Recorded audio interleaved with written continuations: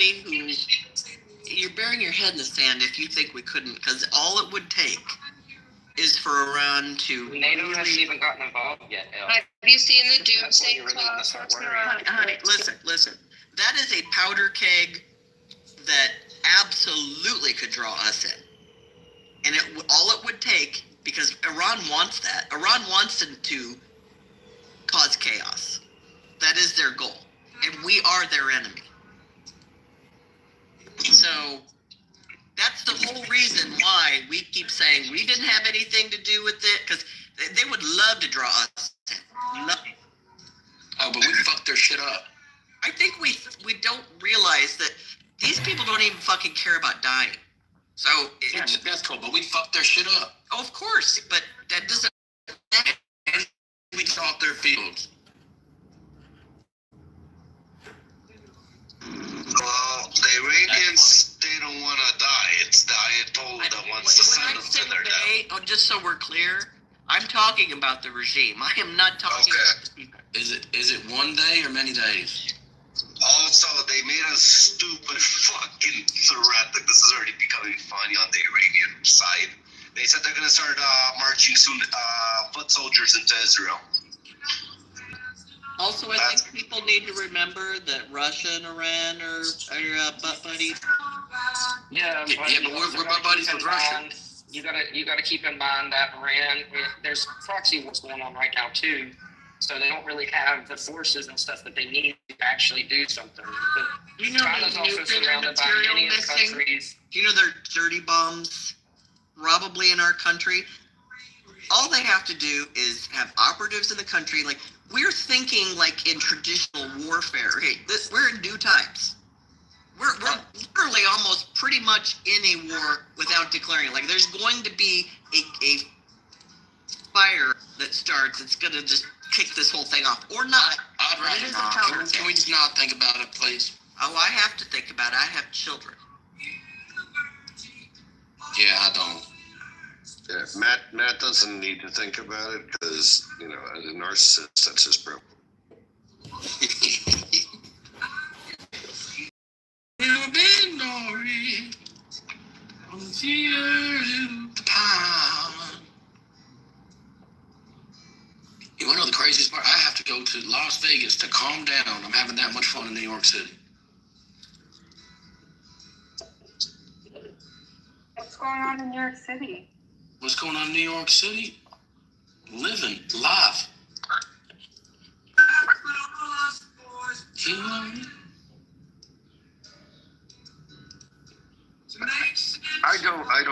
I'm not finding it so likely that they're going to get anyone to bite to get engaged on this. Oh, I don't. Listen, likely is a. Some of the images out there. That's not a word I would use in this situation. But to say it's impossible is just, that's not true. Yeah, I agree. That's not true. I will say some of the images out of Israel are fucking terrifying. See all those rockets and drones? So apparently Mossad is using Iranian drones on Iran. They hit the Texas reverse car.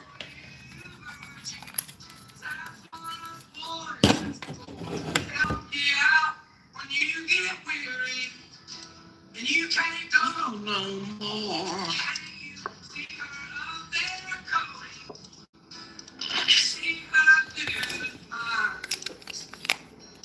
Did anybody confirm if our forces moved last night? Because there was a lot of air traffic. Did anybody confirm? There was, those things that refuel the jets. Yeah, they left out of Alabama. A couple of my friends took those. They fly those. Different types all went towards, I forgot the phrase, towards the east. Yeah. So, yeah. Yeah. So they left last night. Okay. And they didn't have a destination where they were going, kind of. So, they didn't show. One of my friends in Alabama actually flies one of those refuel planes for a living, and it's pretty incredible. So that's why we just didn't. That's why I wanted to. There was we heard whispers. Basically, going to be moving around in that area to refuel Israelis, jets and stuff, so they can basically do constant bombardments. Wow. That's what kept me up late last night. We've also moved, as of very recently, naval assets in the Eastern Mediterranean. Two U.S. destroyers have been repositioned. Personnel relocations have also happened. The U.S. has pulled some embassy independence. Los Angeles, let's see. I'm dropping the sex tape. Oh, God. Sidebar with some lighter and happier news. I am on my way to the garage to get my car. I'm taking my car to the shop to get the AC repaired and the. Yeah, jokes don't really go over well with me. I miss them all the time. It's okay. Philip. No. Captain, don't take that responsibility. Philip has yet to learn that he's almost never funny. He still tries. Almost never doesn't mean never, though. Every once in a while. No, every once in a while you hit one, but the problem is, it's not that the rest of your jokes are just like marginally funny or like just missing the mark by a little bit. Like most of your jokes are like seconds we want back in our life. So you're saying there's a chance. Philip's comedy is suffering from bipolar disorder. It's either really, really fucking great or it's ass. No, you're saying there's Every once in a while I hit the nail on the head, and then most of the time I'm hitting babies in the face. Yikes. Swing and miss. Swing and miss. What I'm talking about here? Yeah, swing and miss. Leave the comedy to the funny people. Thank you. I guess you're not funny, so I can't leave it to you. No, I'm a lot of things. Funny is definitely one of them. You think so, man? I can't click on people down there to bring them up. What is going on? You don't need to. Well, I want certain people up here, damn it. Just call them out and say, oh, hey, Ruler, get shit up here. Grimar, Matt could be a good bottom for you.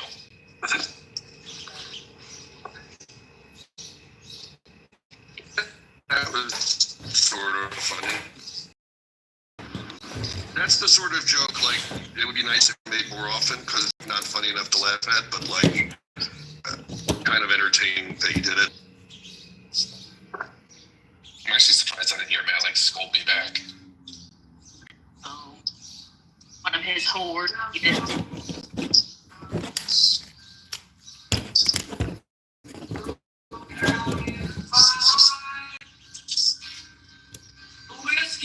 Matt, can you actually not play it in the background, but figure out a way actually to play it in the background so it doesn't suck when you play it?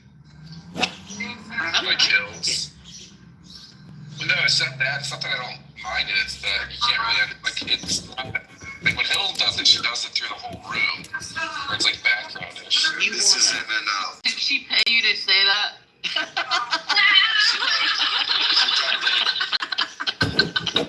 Sure, what a suck up, Philip. Looking ass kid. Just because I have good music.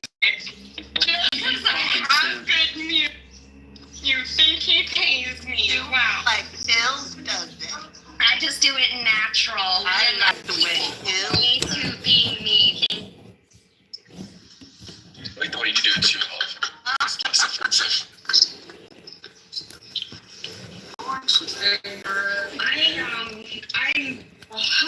I am watching protesters getting run over, and it makes me laugh. Is there something wrong with me? No, my favorite is when the cops.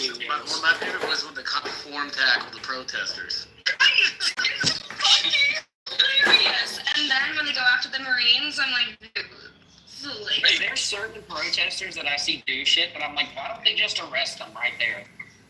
I did watch a guy that I didn't feel sorry for. Sometimes I do. I see some shit that I'm like, why did that cop do that? But I did watch live on video where one of the protesters walked right up to a cop, threw something right at him, He turned around, he walks back, he turns to face them, and they shoot him in the nuts. And lose Dropped him like a sack of Yep, and there's two people that have lost testicles. It's holy. Take them out of the They don't need those hills. They don't need those people reproducing. Exactly. That's why I'm like, yes. I saw one video where a man walks up to just like the cop and rider throws like I think it was a can or something like it was like a full like 12-ounce like soda can at him, explodes in the cop.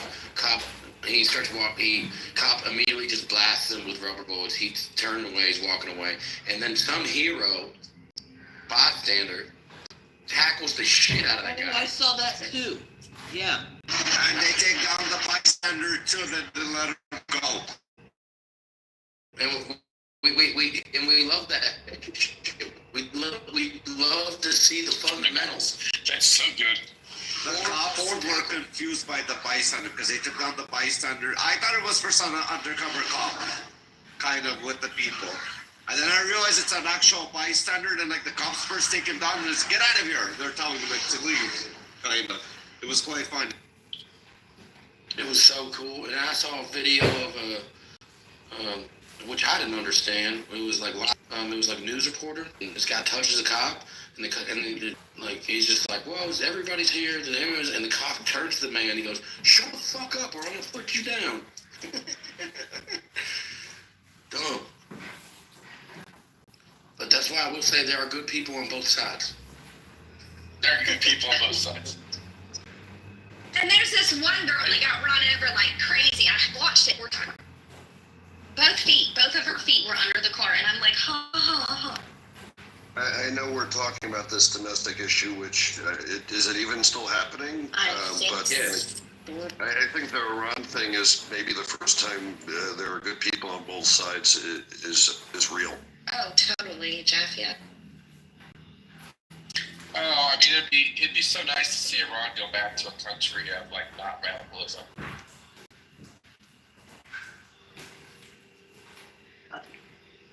Did you guys, hey Jeff, what do you think about the fact that they were thinking about killing the Ayatollah?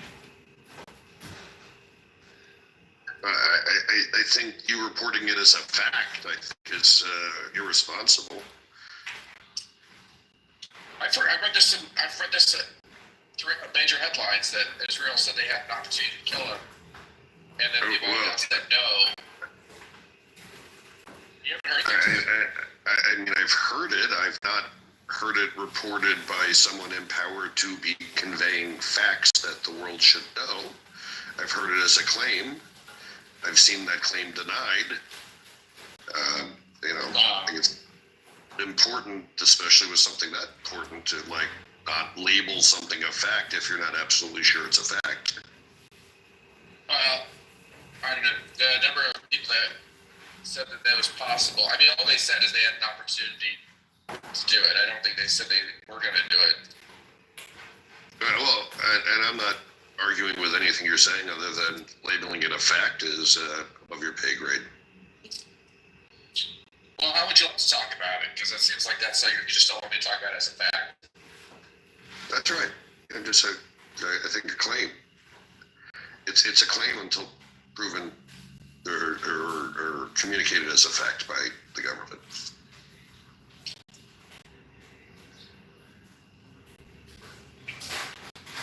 So, I mean, like, there's CBS says Trump opposed Israel plan to kill Iran's supreme leader.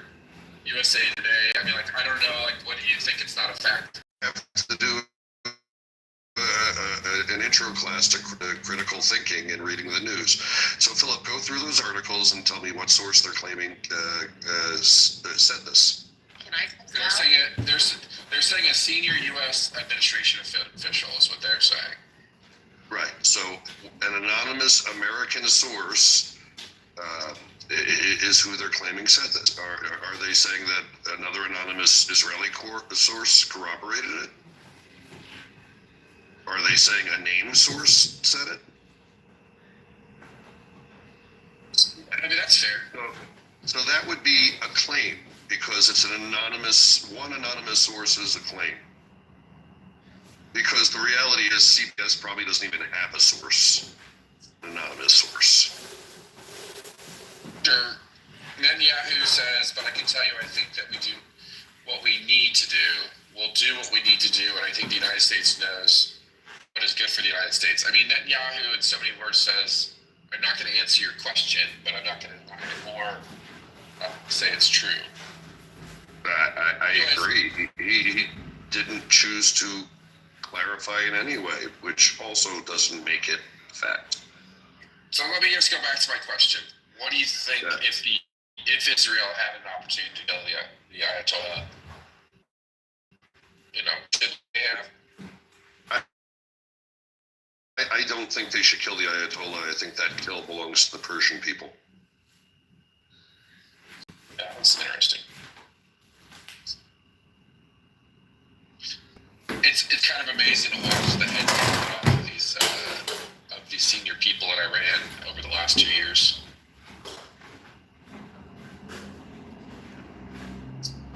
There's reports that, I don't know if this is factual, so there's reports that Israel's actually used Iran's own drones against them. Oh, yeah, someone said that a little bit earlier. I haven't seen that. I think they're mistaking the drones in Iran themselves. They're not Iranian. Well, you can consider them Iranian because they were built there by the Mossad. They snuck them in. Israel built their own drones in Iran. So would you call those Iranian drones? No, and I'm not sure they built them. I think they just smuggled them. They assembled them, correct.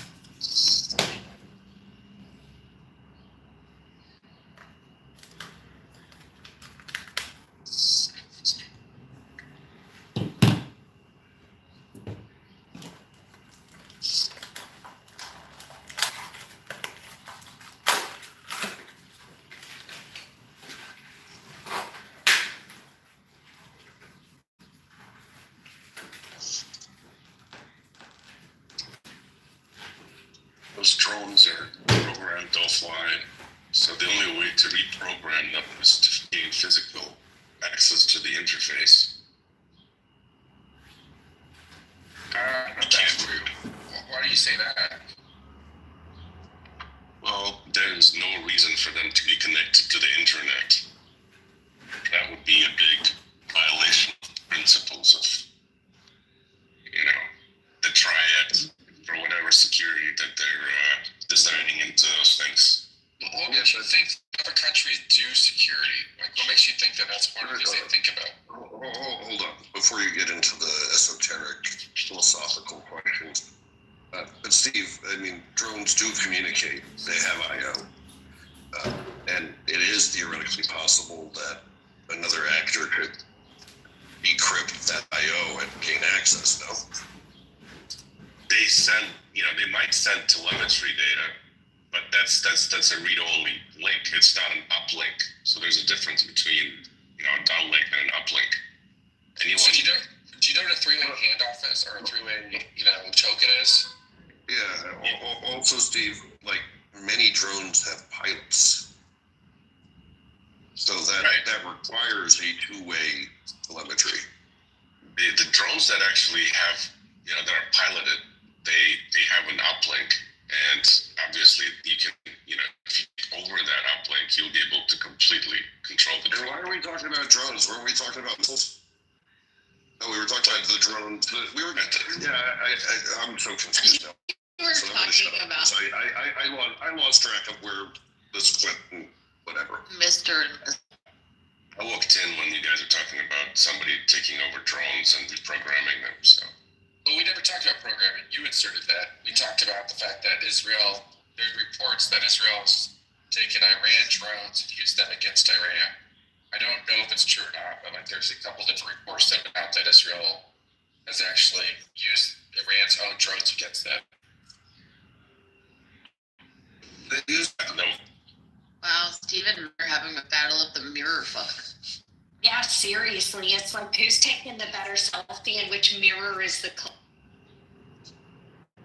I came from a room where a bunch of women and men were discussing who's got best waistline, so. Fucking gay, Steve. Yeah.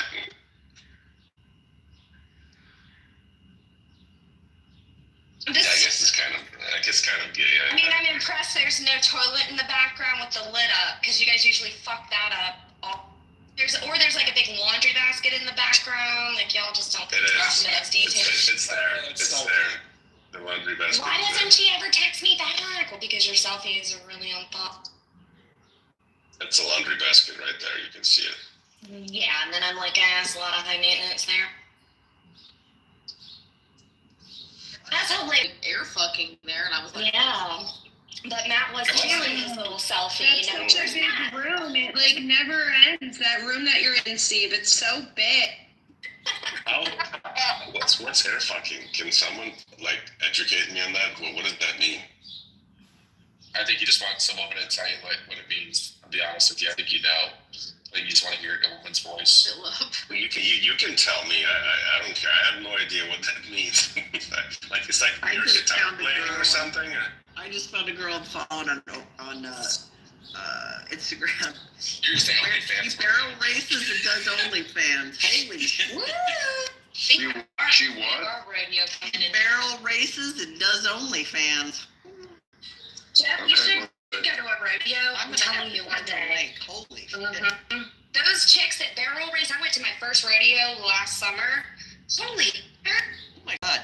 they are That was your tough. first rodeo? Yes. That was your first rodeo? Yes, You need to that come to was. Colorado. You need to come to Colorado on Western Week. I truly do Yeah. because General it's a whole lifestyle. It's the most.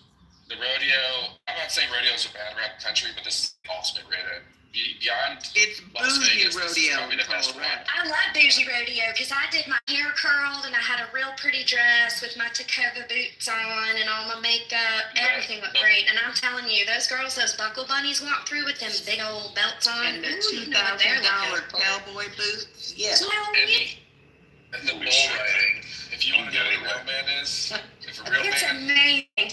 And the way that they can handle those horses around the barrels, like they're so fucking fast. Hills, I was in Steamboat and I was walking down the street. This was in summer. I was with Chloe and we went into this shop and I'm like, I see these boots and I'm like, I have to have these. I will have these. But they're custom made. They make them. You pick all the materials. It takes months to get them back. Girl, I'm not even exaggerating. They were $8,000 for these boots. I'm like, I don't have to have these. I guess I don't have to. I was wondering. I was like, does she get up or not? Okay, what is a buckle bunny? I'm literally getting a barrage. Right. Have you ever heard of What- the bilge bunny? The picture you have in your mind, just big tits, booty. Crop top, real short crop top, jeans, short, real muscular legs with If you cowboy ever boots. hear somebody say, He's gripping "You that heard of horse with her cowboy side. Her thighs are like so strong, and she handles it one-handed with the reins. You know what I mean? Okay, so this is like the Daisy Dukes. But better than Daisy Duke, because Daisy Duke, come on, like, let's move forward. Like, this is, like, let's give the rodeos, like, the credit they I'm deserve. serious. The barrel racing girls, they Oh are. my god. Okay, I have to see that now. I'll put the link in the chat. I really want cowgirl boots. I want the Daisy Dukes, I think, the fried Go shopping, Danny. one day. Well, I'll tell you, the reason why it's my husband is because he bought me a pair of Tacovas. Okay. On, like, our What is it? 6th date. That's all. What is a Tacoma? A cowgirl boot, Steve. Yes. A really good cowgirl boot. And it's a Jacob store. And you can take your boots back and they'll clean them for you. They'll offer you some whiskey. You can hang out. It's really great.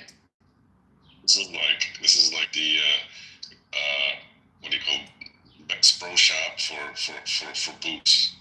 Better. Yeah, better. It's kind You know of. what? I gotta tell you, Bass Pro Shops are not. Okay, you know who used to have great stuff? Cabela's. Cabela's got bought out by Bass Pro, and now it is also shit. Cabela's.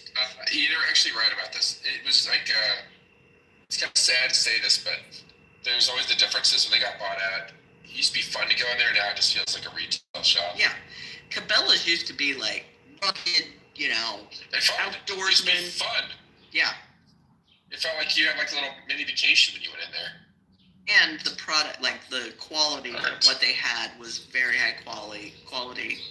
Now it's just. Thank you guys. I've learned a lot. I've added some things to my goals. You're welcome, Steve. Just only go and become a cowboy and ride some bulls. You might be going rodeo now. I can do horseback riding. I've done that for many years. And I do ride Western, so it's kind of like cowboys, right? Yeah, totally. You've already got it. Yeah. Like English is more riding, like using the reins, right, and your heels and the little crop, and then Western is totally your thighs and just reading energy. I'm over 6 feet. I'm 6'3", so like it's hard for me to find a horse. So it's kind of funny when I ride. Most of the horses are too small. Sounds like he needs a real thighs still, huh? It's cool to go to the rodeo in Denver because it's such a big event. All of the people that are there come all around the nation. What's it called? The people that wrangle the animals. Just the people that basically like once you fall off the bull, they'll go and actually move the bull around. But the way they ride their horses, the rodeo clowns. No. This is the guys that actually like steer wrestling. Leslie checked her. They run the event. Anyway, I'm like, I don't see the link. You said you were gonna send me. Did you send it direct or where did you put the link? Steve, where are you from? I'm from Chicago. Where in Chicago, though? How was your protesting this weekend? Did you sign? No, I didn't go to any protests. I'm actually an immigrant myself, so I don't understand these protests. I kind of think that we're all immigrants here, and as soon as you immigrate to this country, you should make every We're all legal possible effort. citizens here. We're all legal citizens. Right. Yeah, there you go. You become a citizen. Like you move to this country, and your goal should be to become a citizen. That should be your goal. If it's not, then there's something wrong.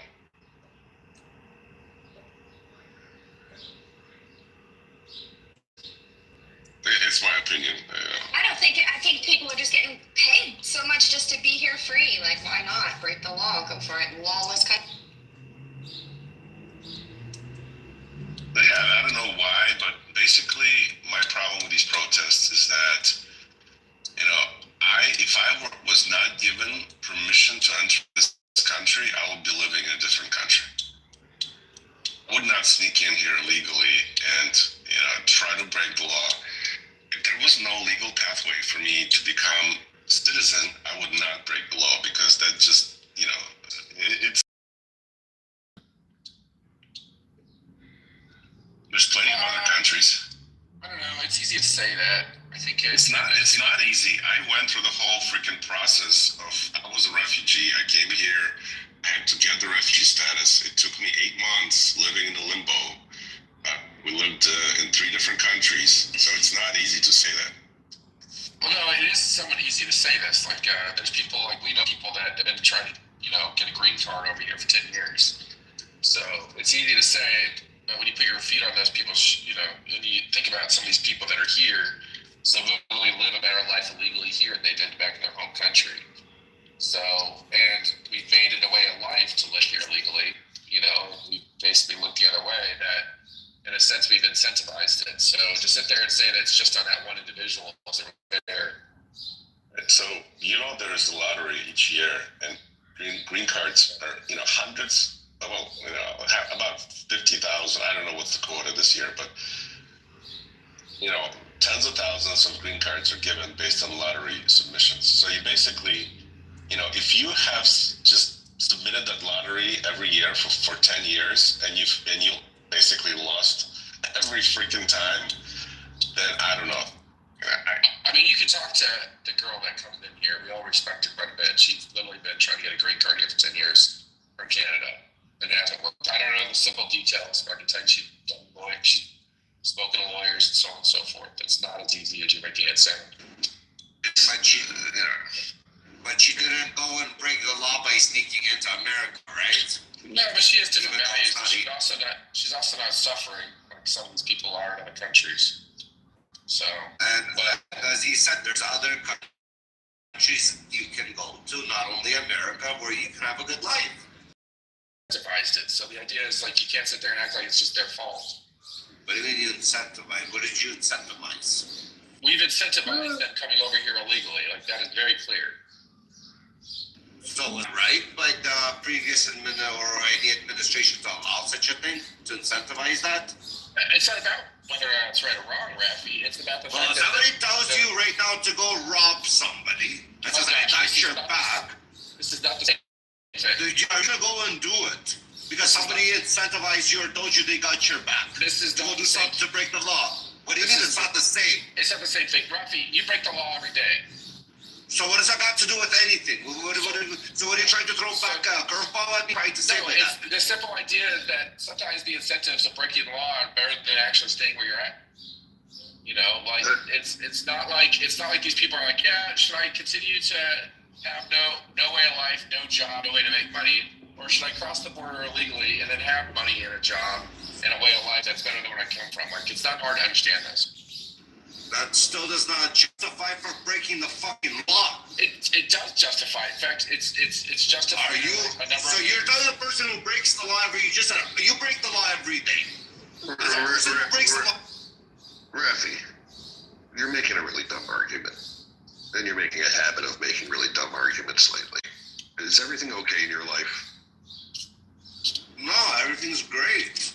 I'm just saying it's kind of. Philip is not saying that it's morally great that people break the law to come.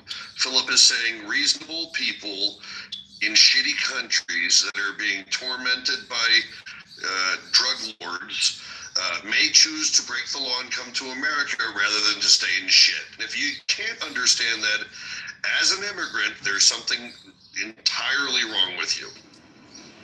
You're arguing on principle, and no one's questioning the principle you're arguing.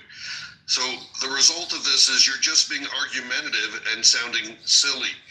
I'm sorry, silly, stupid. Stop sounding stupid. But there's other countries that they can try to immigrate, correct? Or America's the only it's choice. not correct, Rafi. I don't understand why you're trying to insert your own perverse assumptions into it and create an argument with Philip because you think Mexicans have an option to go to Ireland. Like maybe they do, but guess what? That's harder than walking across the border that's right here. What are you trying to prove by being so aggressive with Philip? In that case, but it's not only Mexicans are using this thing to break the to enter your country illegally. It was other people flying to Mexico to enter that border. Or that didn't happen. Yes, and? Okay, so we're not only talking about Mexicans. Why is the whole conversation about Mexicans? There's other people that broke the law that need to get deported. And? The point here is that people should make efforts to become legal. And, that also is a red herring of an argument because our system is not designed to allow people to come legally. Hell, up until recently, you had to literally illegally enter the United States in order to ask for asylum. That was the actual law. In order to claim asylum, you had to physically be in the United States. No, that's not. To declare asylum. That was the only pathway until about 3 years ago. You're telling me that you cannot go to an embassy and seek asylum and then You cannot seek asylum at an embassy. You must go to quote, port of entry.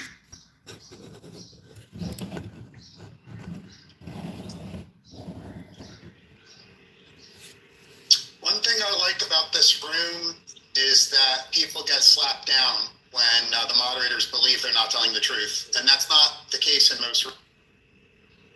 Yeah, how you doing today? Good. I The reason I like this room is I like discipline imposed by the moderator. You know what it is? It's not like I don't have any problem with people being wrong, and I prefer to not have to moderate. But sometimes, sometimes like the conversation's so disjointed, you just got to be like, "What the fuck are you trying to prove here?" And you know, sometimes you get a good answer, and sometimes you don't. So a related issue is all of us, literally all of us,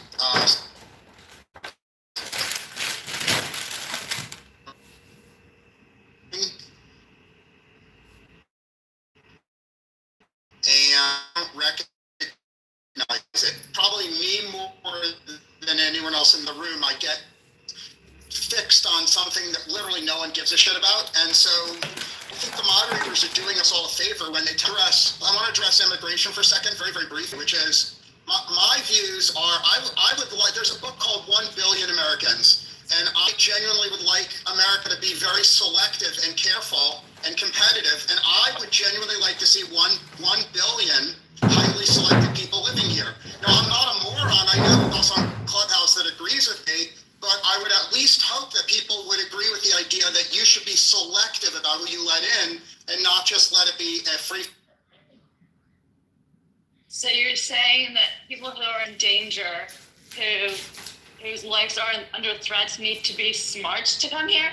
Is that what you're saying? No, that's not what I'm saying. What I'm saying is, and I'll be very brief, I believe every single person that's legitimately in danger, every single one without exception should get asylum. However, I believe leftists have trained people to lie and claim they're in danger. And there's ample evidence that the progressive community goes to impoverished countries and says, please lie, say you're gay, say you're trans, say you're under threat. The leftist community teaches people to lie because the leftist community wants to fuck our system by having to pretend to be refugees when they're not. And I'm done.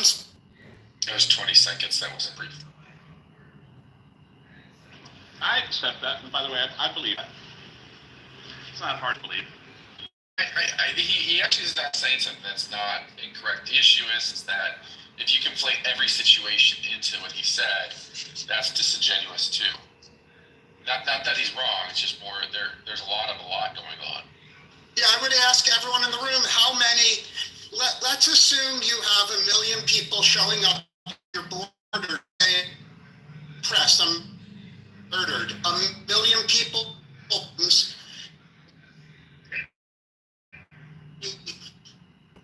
99% of them. Am I in the Matrix? Or No, how do in and out. It's like every other word. Yeah. So not only are you boring, but God hates your signal. Very. That sounds good. I don't know why everything has to be about leftists whenever Hubert's in the room. It's a religion. Because I have a one-track mind. I have a boring one-track mind. You know, I'm trying to avoid the urge to point out that, you know, Trump is currently inventing a white genocide of farmers in South Africa so that they can claim asylum here. But I don't want to go through the painstaking process of proving statistically that there is no white genocide in South Africa. We've already done.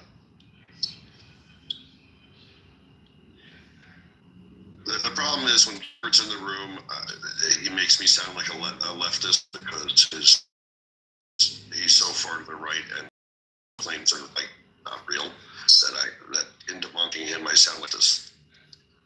All I want is people. Don't make claims about the left. We can't complain about the right. Balance over truth. There is no truth in politics. That's what people need to fucking know. There is no truth. It is truth and good deeds. Oh man, Philip, we need to have Brock write a hymn about there being no truth. And then we need to sing it. Who said a road to hell is lined with good deeds? Do you guys know? I'm going to say that was Marcus Aurelius, but I'm me. You know, I'm sure ChatGPT would have looked down and answer your question pretty quickly. Yeah.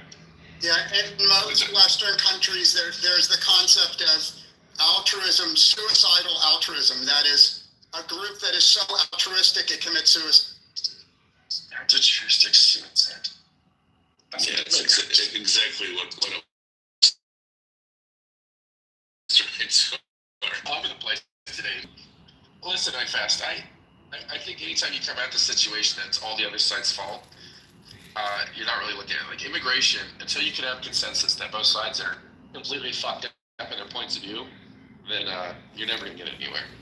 That's true. I posted a link to a Friedrich Nietzsche quote.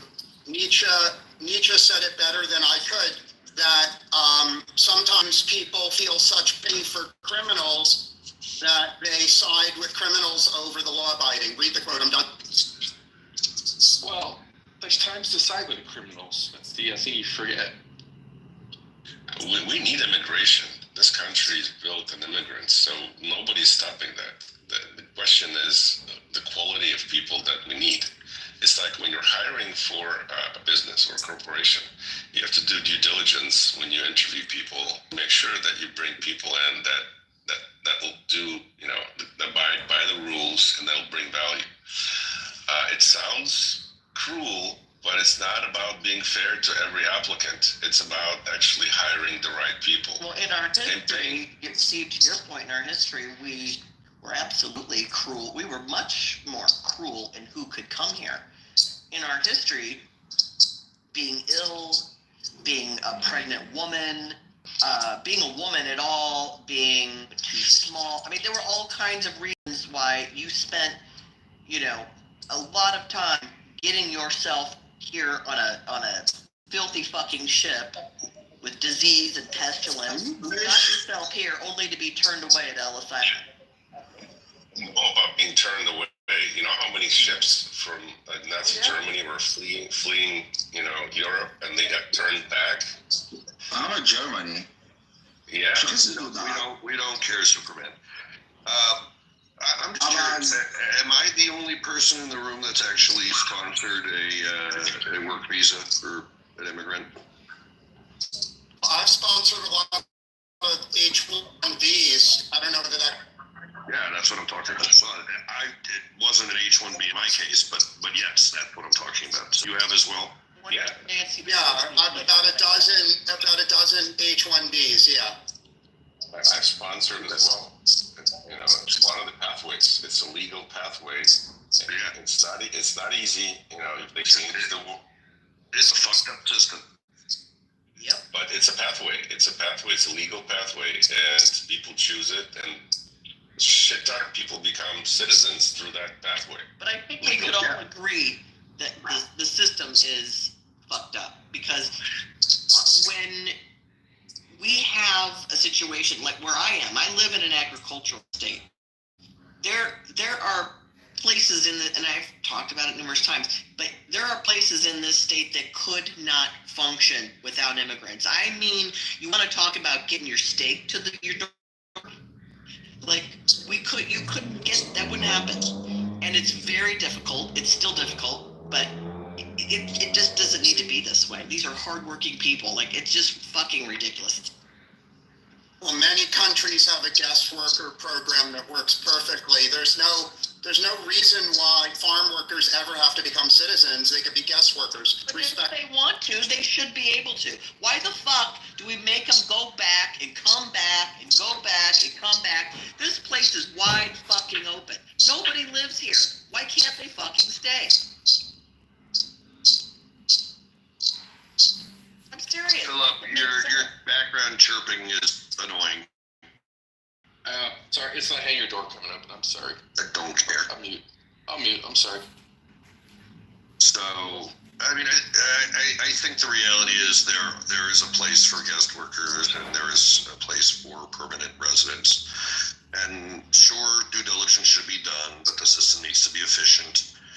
It needs to actually encourage legal immigration, not discourage it, so that we end up with illegal immigration. The the policy should be adjusted depending on the needs for the special skills or whatever the situation is. We should not have a static policy. Correct. It should be responsive to the economy. It is absolutely one of the best levers to fight inflation, to allow more immigrants in. And that's one thing, you know, both parties have no interest in solving. So when this becomes a you know, the leftists, I lose all respect for the speaker. Anyway, going back to the protests, did anybody actually here went to the protests? I'm trying to understand exactly, was it more about just hating Trump, or was it some actual constructual suggestion? All right, so I'll answer you because a lot of the protests are near me. The protesters were a coalition of at least 10 different points of view. And if you actually interview the protesters, they're not unified on most issues. It's a coalition. I'm done. Is it organized protest? They're organized somewhat, but you got to understand that there's a big population in America that just likes to wreck shit and set shit on fire, and they'll go to any protest. But then there's people who have more moderate, reasonable views. You can't. If you see one idiot doing something stupid, you can't tar all protesters. At the same time, if you see one responsible protester, that they also don't speak for everyone. It's a coalition.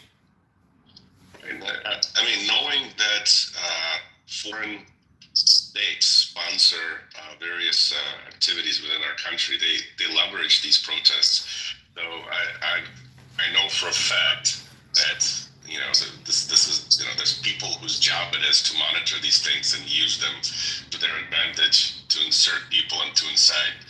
That's going to happen everywhere, no matter what it is. You know, whenever the people are protesting, somebody's in there is going to be doing something nefarious. But you know, there's some theories that, and I'm happy to hear other people's opinion. There's some theories that the fighting over social issues that we have in America is actually beneficial to the economy, right? Because the people that are malcontents in America are always fighting over these social issues. The malcontents never ever unify to implement economic policy.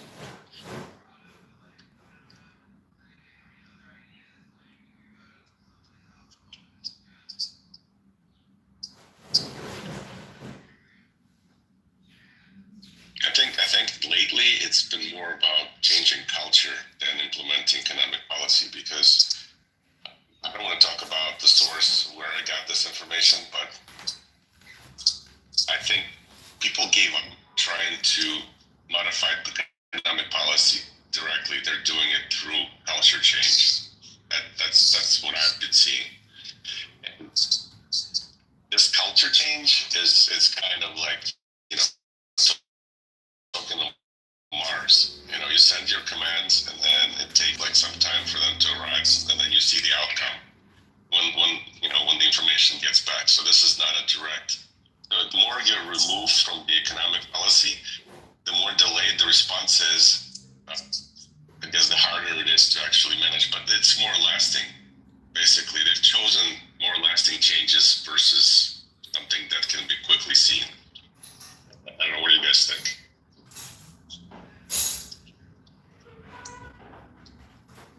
Or does it even make sense what I just said? It makes sense. I just think that if you travel around the world, you see the U.S. has by far the strongest economy in the world. And, I mean, all the smartest people want to move here. Shouldn't that tell you we're doing something?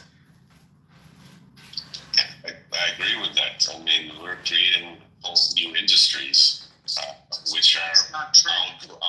I was trying to move to Karachi in the life party here today.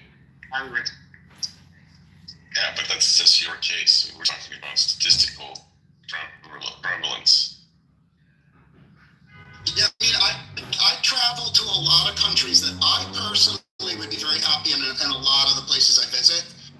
But the numbers show that when it comes to the smartest and most ambitious people, the people who are incredibly intelligent and ambitious, There's only one destination in the world, and you could travel to 50 European countries and 50 Asian countries, and the cutting edge people want to come to America.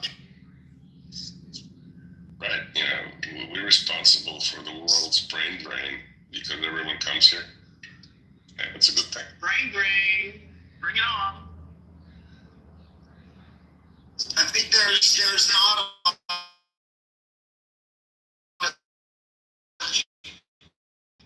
there's no track the world's smartest people, but over how many people who are not in that accept. And I think people use moral arguments. People use all kinds of moral arguments that America has a moral obligation to accept some people.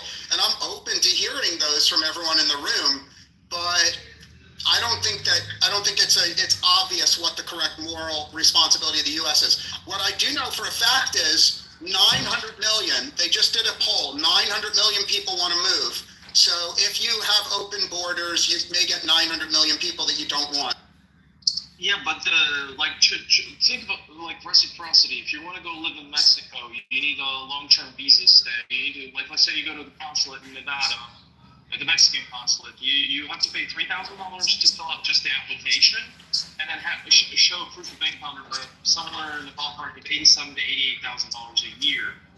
They don't want like poor people on Social Security in Mexico. You know what I mean? So in terms of reciprocity, like you actually have to understand a lot of countries have like really high requirements in terms of like your annual income statements. And the Mexican government will ask you for your like bank statements, etc. You know. So here's the thing about this issue, and it comes up literally every time Cupid comes in the room. And I thought I've been clear that I'm fucking bored by it, and this position is fairly retarded since no one's advocating for open borders in this space.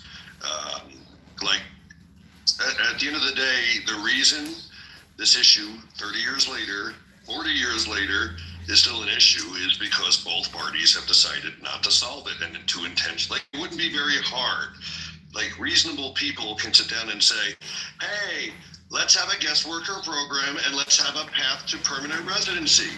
If you are a guest worker 5 years in a row and go through some process, then you're eligible for a permanent farm worker visa, whatever.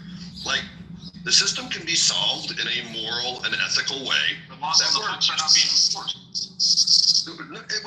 The problem is, you have two parties that want to use like these poor immigrants as a political wedge. And to the extent that you want to come and bring this topic up and rail against the left or rail against the right if there were different people in here, like you're just helping them distract 80% of America who wants a reasonable solution that works. We're a fairly pro-immigration, like we believe in immigration. We just want people to follow the law, but we have to have laws that you're able to follow. Frederick, if you'd like to call bullshit, go for it. Well, like, with the rules of Allah from the Holy Quran, I put on like what the fuck did I bring up that has anything to do with the Holy Quran? Well, would you shut up and let me finish my point, Jack? I'm not likely to if you speak to me in that manner. Well, sorry, Daddy. Much better. You have like 10 seconds to tell me why you're going to Muslims from immigration. What I'm saying is, there are surahs and ayahs or chapters and verses that support, in essence, the reinforcement of political will. You submit to the political will of the sword. And, it's just, it's Sharia law. What that have to do with the American immigration system? What I'm saying is your laws are based on old English commons, and they're not prolific. They're subject to change. People can discuss them, they can change them. But Sharia law is not old English common law. What on earth, Frederick, seriously, what on earth does this have to do with what I just said? What I'm saying is the Egyptian citizen overstayed his visa in Colorado. It set all the people on fire, through the Molotov cocktails, and it was using the makeshift flamethrower. So how does this work? We have the laws on the books. Right? Shouldn't they enforce those laws? Yes, absolutely. Frederick, that is part of a system that works. Our system doesn't fucking work. Yeah, I know. I mean, you're literally, look, you brought up the example, and I'm going to hang you by your example, right? You literally have a president who's virtue signaling he's going to be merciless and throw out more illegal aliens, more visa overstays than ever, who's literally going to courthouses where people are showing up as part of their due process, legal process to stay in the country, and picking people up. Hold on, let me hang you by this first, right? Like, we have a president very committed to the rule of law, quote unquote. But you have a guy who overstayed whose visa expired. We knew where he was, and no one bothered to go pick him up and say, "Get the fuck out." And then he tried to kill Jews. Like the hypocrisy of all the system has to work. What you're saying isn't responsive to what I said. What you're saying is an example of how it doesn't work. What I'm saying is, having filled out the immigration applications for a lot of these people who set their passports on fire, and then I can't figure out what did they enter on a B1 or B2 visa, what's their passport number, their record doesn't exist, they force 5 10 different social security numbers. So what kind of taxes are they paying? They have 14 different last names. So what do you expect, Joe? Like, this is a common issue. 14 last names. So who are you? What's your identity? When I tell a bank, what's the very first thing that to check on my bank account? What's the very first thing they ask me? Yeah. So what I expect, Frederick, what I expect is very clear, and it's, first of all, people that actually participate in a conversation with common expectations that logically flow from each other, which you failed at. And to repeat, I expect our politicians to be held accountable to build a system that works. I think we're in an emergency state right now. I think 100%. everything is what is flowing right now. When something is stable, it's easy to adjust the system and to make those slow and wise changes. Right now, I think we're in an emergency status, and it's not because there's too many people here. The problem is that the whole world is basically on fire, and people are flocking to the high ground, and we are that high ground.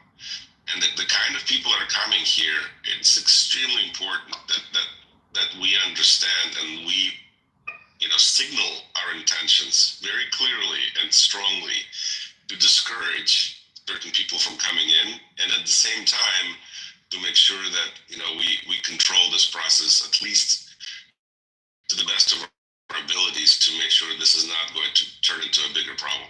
And that's really, I think, what should be like the more of a strategic vision of what we're trying to do. But the thing is, professionals. But here's the logic of what you just said, Steve. The strategic adjustments, the ongoing perfection of the system. We've done nothing. Our system's been essentially the same for 30 years. We've made no major and almost no minor adjustments to any part of the process. That is why we're in crisis right now. So now the logic you're implying, and I don't disagree with what the problem is, but the logic is circular in that because we've done such a bad job building a system that works, now we're in an emergency situation, and therefore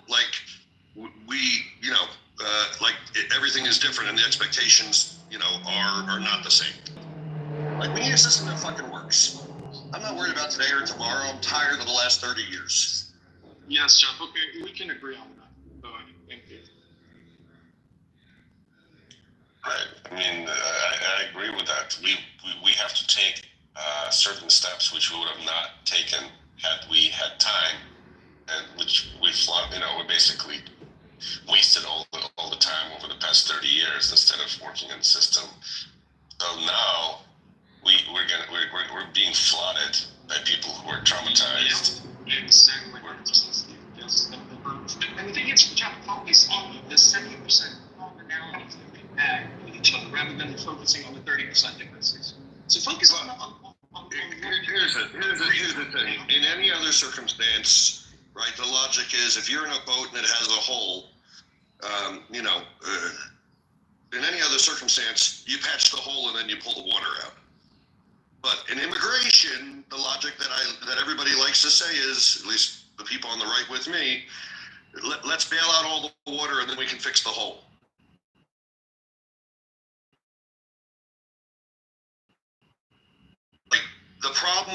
The reason we have about fixing the legal system, and that's how they get away with it.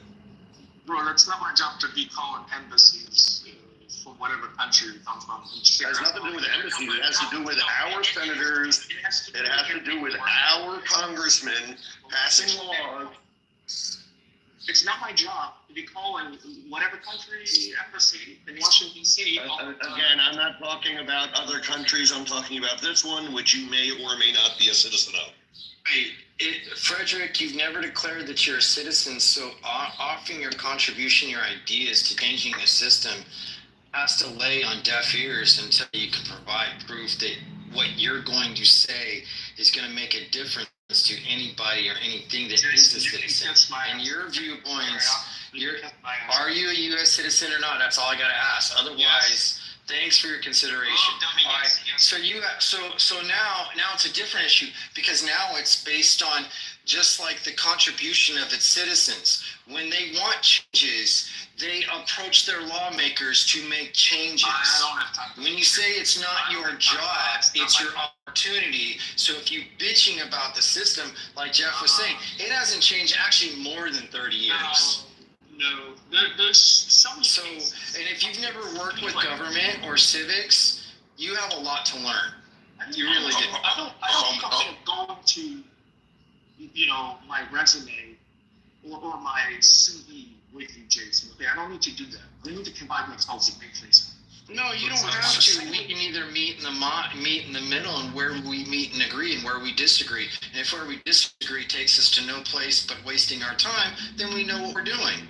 I mean, honestly, you're wasting my time, Jason. Hold on. The system did change. Like, I moved here.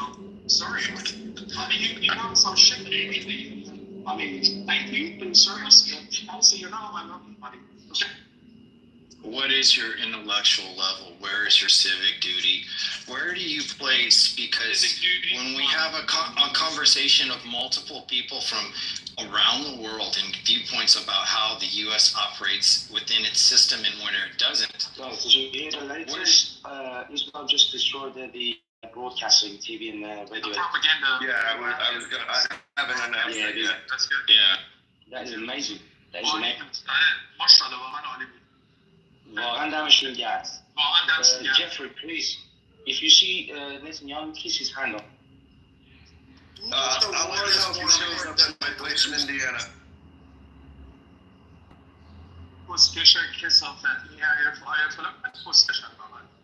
یه جانی قاتل اینا تک تکشون جنایتکار بودن همشون. Jeff, is there going to be any more assassinations of the top officials? Yes. Good. Are you sure about that, yeah? I mean, I'm a Jew. I must know. No, I'm just saying if you've got inside information or any outside information or anything that I have. I mean, whatever information I have would not, but you're asking me my opinion, and the answer is you're going to be more dead generals. That's good. Thank God for that. Hopefully we'll keep a few of them. For the ones that ran away to Russia, those yeah, do you reckon we're going to be able to catch them in time as well? I have no idea. I'm mixing conflicting reports as to whether any actual officials left or if it was just their families. The Iranian state broadcasting is funded by the Congress, and they have a huge presence on like TikTok, Instagram. I mean, it's a huge presence just psychopathing people in Europe. You know? Yeah, and they're supported by China. Side the shit out of Europe. They're probably going to be neighbors to Assad. You know, they have some little suburb where they have all the poor leaders that escaped from various countries that they lost. I think it's very helpful to offer asylum. It's very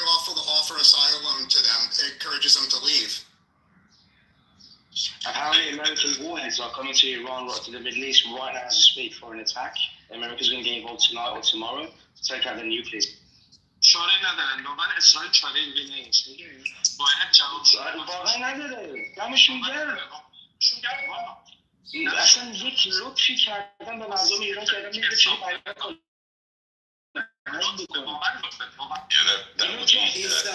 What's up? Hello. That would be easy glory right now.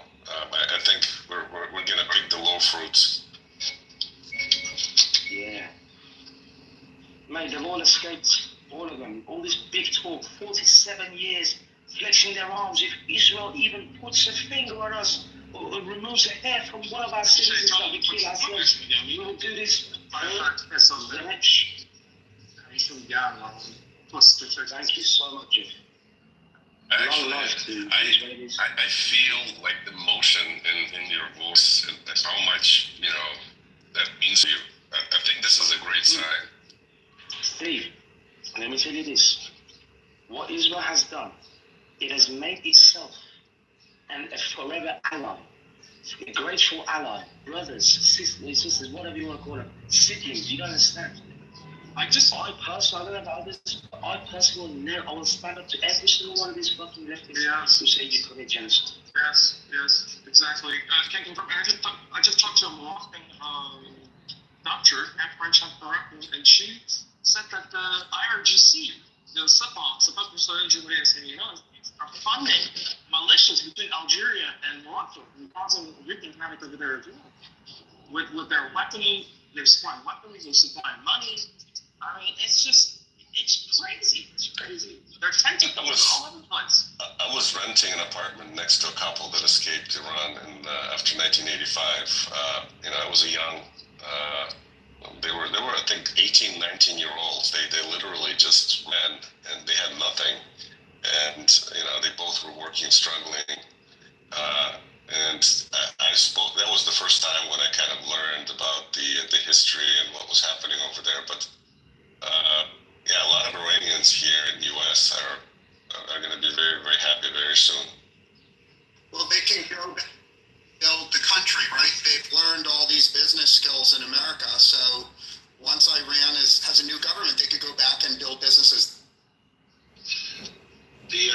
So just to confirm, Iran, Sabah has been funding Algeria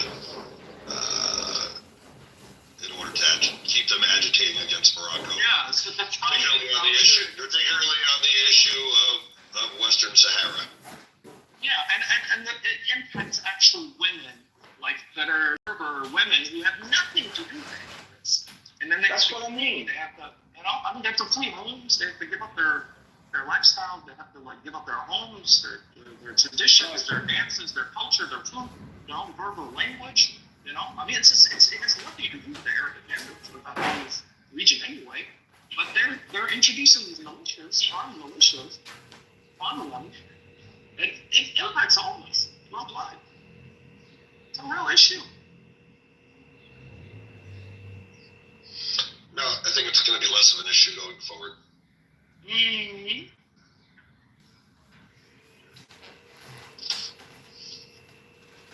There's no natural.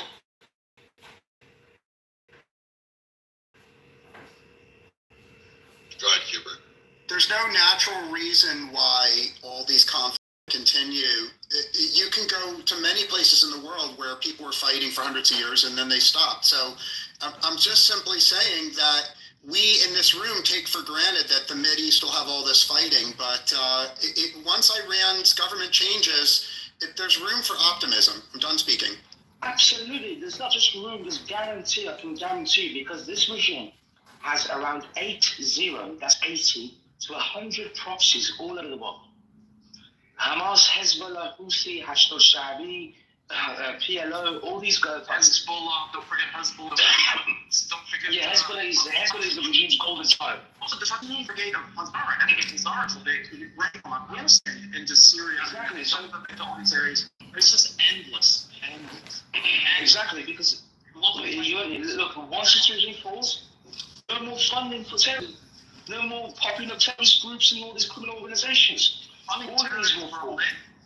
funding of mosques in Germany. The BND, the German Secret Service, is shut down. You guys like do not remember history at all, do you? Like, there was a country called Iraq that had a lot of education and so on and so forth, that like under dictatorships for years and years and years.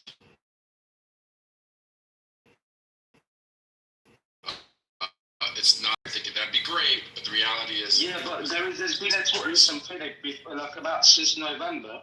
The exiled queen, Farah Diba, she devised a 5-step plan, which the crown prince has stated that he's going to, execute it to bring Iran and transition to a democratic regime.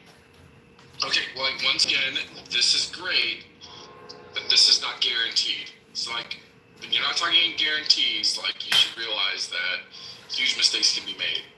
Like, it's great to think this way. The other issue that unfortunately we're going to face is you're also assuming that the Iranian people have one vision for how this moves forward. At best, the prince has like 30% support, and that other 70%, is broken out by all sorts of different factions that have all sorts of different goals.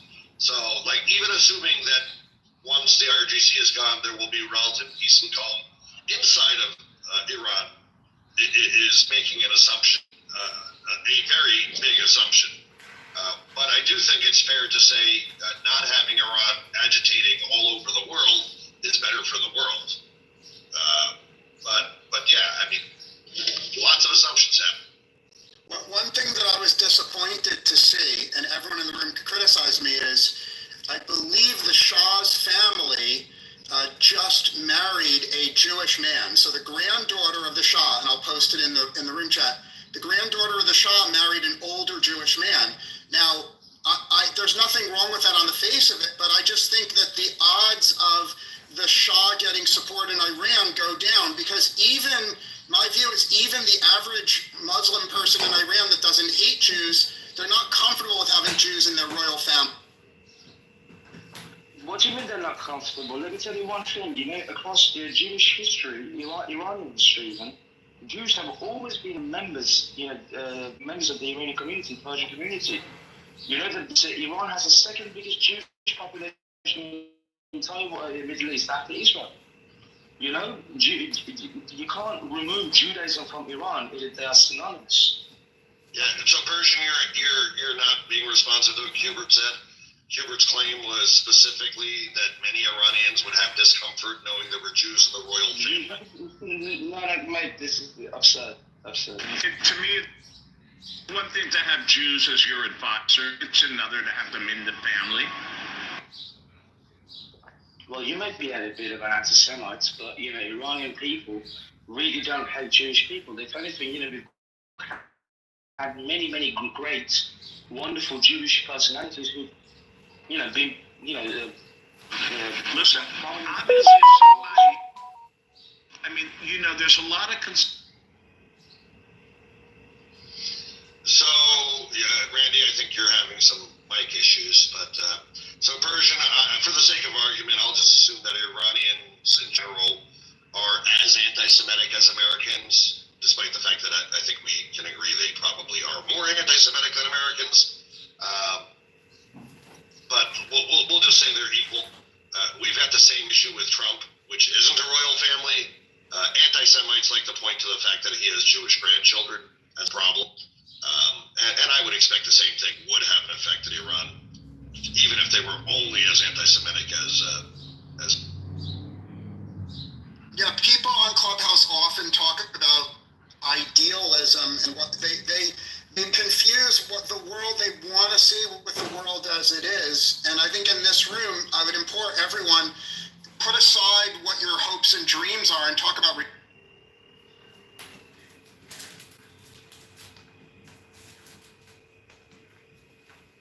My hopes and dreams are one step closer, Leslie.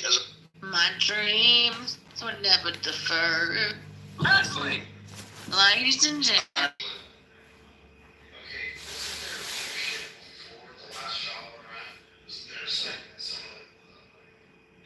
Was their aristocratic leadership before even that person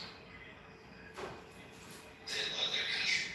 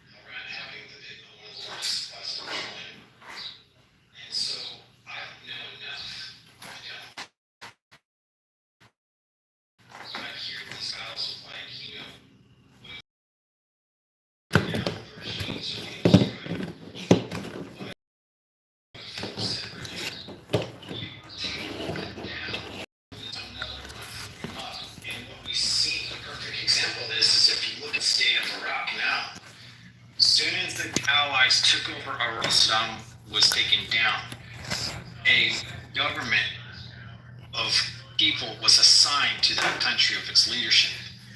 And then it was kind of like open season, and a lot of people crossed borders between Iran and Iraq. And there were religious and political implications because of that. But are they really better off? Or are they just more set off into more chaos in the long term, finding where's their fit? So if the government of Iran is destroyed now, and all those people, which I don't think they're very good people from what I see, if they're all taken out, who's in line to take their place so easy when we destroy it?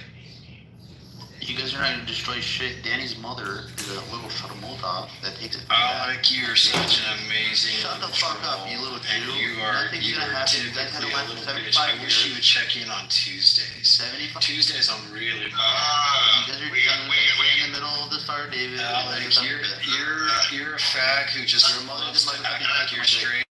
Alan, the fake jerk finally shows himself. The fake jerk. Listen, your mom did mazota pipete, Mike. Hey, I'm just wondering, how does Turkey handle constantly getting their ass kicked? I'm just curious. For my kids, all you Jews, well, you guys don't know nothing about kids. Torah literally says that you have to suck a little baby dick. Alec, and you love the dick. Go to 133 Shabbat. Get the talk out of your mouth. Go to Shabbat 138. You literally, because I think on a daily basis, shut the fuck up, you little Jew bitch. You little Jew bitch. Take dick on a daily basis. Oh, I'm not Jewish. Not even Jewish. Shut up, bitch. I told you, where did they call you? And you have no rights in Israel. You just shut the fuck up. You're just